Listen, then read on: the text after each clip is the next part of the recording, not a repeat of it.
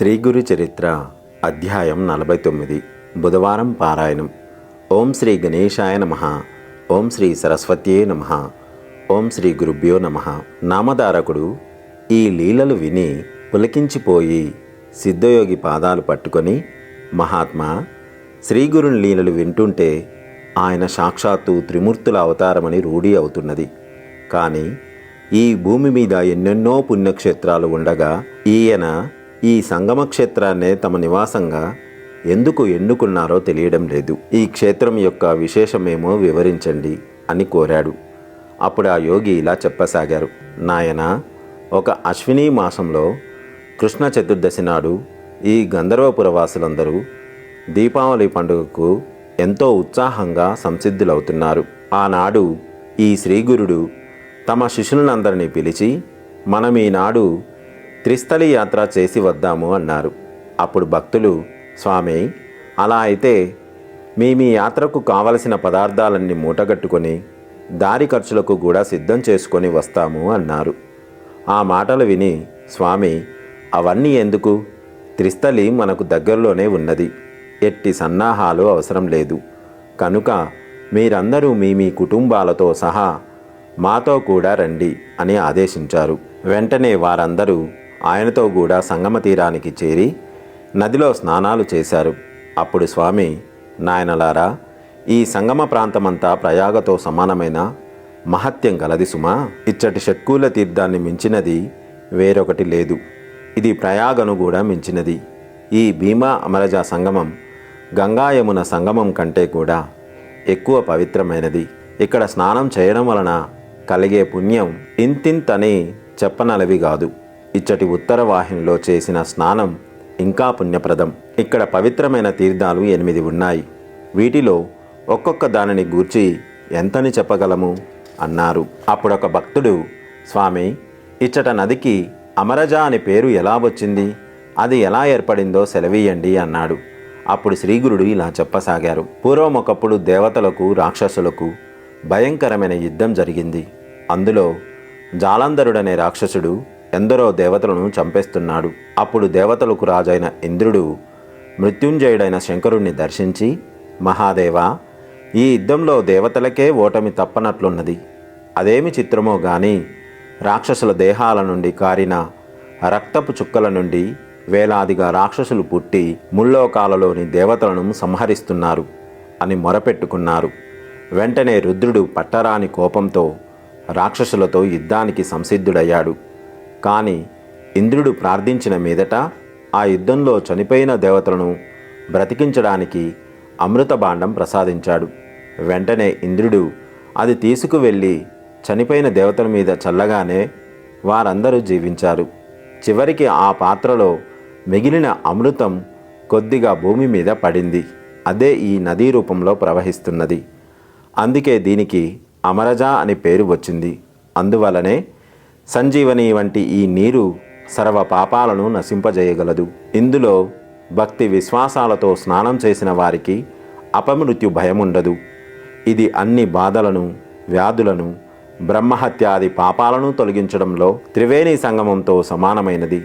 ఈ సంగమంలో వైశాఖ, కార్తీక, మాఘ మాసాలలో యథావిధిగా ఉషాకాలంలో స్నానం చేస్తే ఈ లోకంలో సుఖము, అటుపై మోక్షము కలుగుతాయి.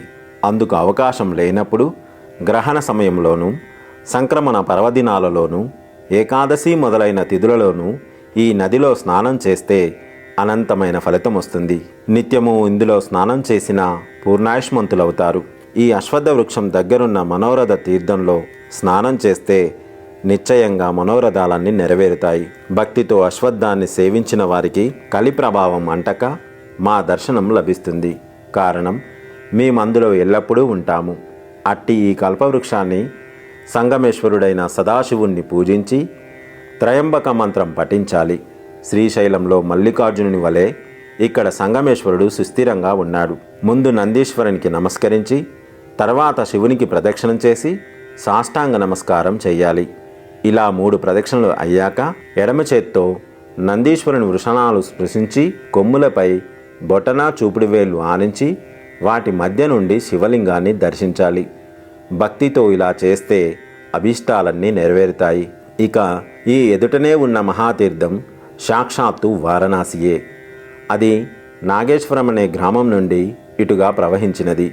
దీనిని గురించి ఒక పురాణ ఉపాఖ్యమున్నది. పూర్వం భరద్వాజస గోత్రుడైన బ్రాహ్మణోత్తముడు నిరంతరం భక్తితో ఈశ్వరారాధన చేసి పూర్ణ విరాగి అయ్యాడు. అతనికి ఈశ్వర సాక్షాత్కారం కలుగుతుండేది. ఆనంద పారవశంతో అతడు ఒళ్ళు మరిచి తిరుగుతుంటే లోకులు అతనికి దయ్యం పట్టింది కాబోలు అనుకునేవారు.